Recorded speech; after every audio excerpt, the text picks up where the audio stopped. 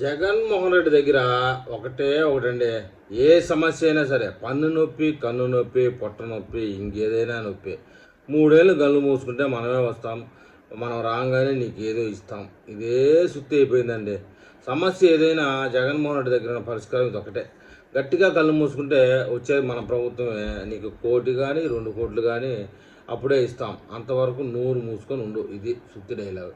మొత్తానికి ఈ శవ రాజకీయాలు మానవ జగన్మోహన్ రెడ్డి అని చెప్పేసి ముఖ్యంగా ఇప్పుడు ఇవాళ నిన్న విశాఖపట్నం ప్రజలు చేకూరుతున్నారండి. తండ్రి శవంతో మొదలైన నీ శవ రాజకీయం నేటి స్టీల్ ప్లాంట్ బాధితుల వరకు కొనసాగుతూనే ఉంది. బాధితుల్ని పరామర్శించిన న్యాయపరమైన డిమాండ్లు ప్రజల ముందు పెట్టాల్సింది పోయి ₹100 ఇచ్చి ఆ మహిళలకి జనాలు తోలుకొచ్చి జేజేలు కొట్టించుకొని శవ రాజకీయాలు చేస్తారండి అని అడుగుతున్నారండి ప్రజలు.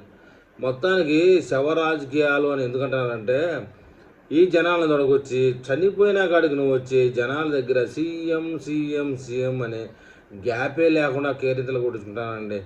వైజాగ్ స్టీల్ ప్లాంట్ మూసేసి అక్కడ రాజధాని కడతామని చెప్పేసి జగన్మోహన్ రెడ్డి ప్రపోజల్ చేస్తూ ఒప్పుకోలేదు ఆనాటి chief secretary L V Prasad Subrahmanyam మాటల్లో ఈ వీడియో వినండి. ఒకానొక సందర్భంలో చాలా చాలా భయంకరమైన ఆలోచన ఒకసారి ఆయన చెప్పాడు. నాకు వినంగానే అసలు షాక్ అయిపోయాను. విశాఖపట్నంలో ఉన్న స్టీల్ ప్లాంట్ని తీసేసి అక్కడ క్యాపిటల్ సిటీ కడదామన్నాడు ఆయన. అసలు ఏమిటి ఆలోచన? అసలు మనం ఎవరు ఊహించలేమండి.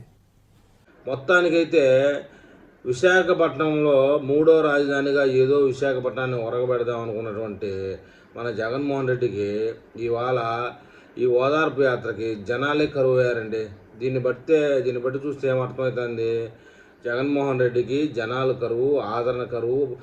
ఆయన 29లో విశాఖపట్నం ఏరియాలో ఒక్క సీట్ అంటే ఒక్క సీటు కూడా గెలుచుకునే అవకాశం లేదని అర్థమైపోతుంది. కానీ ఏదో ఒక శవం పట్టుకుంటే ఈ శవం కాకపోతే ఇంకొక శవం, ఆ శవం కాకపోతే ఇంకొక శవం, ఏదో ఒక శవం నన్ను కనికరించదా, నన్ను రాజకీయంగా నిలబెట్టదా, ఈ బయట శవాలు ఏ లేకపోయినా ఆ చివరాఖరిలో నా నియోజకవర్గంలో శవాలు ఏమైనా నన్ను బతికివాన్ని దింపుడు కళ్ళం ఆశతో బతుకుతానండి జగన్మోహన్ రెడ్డి.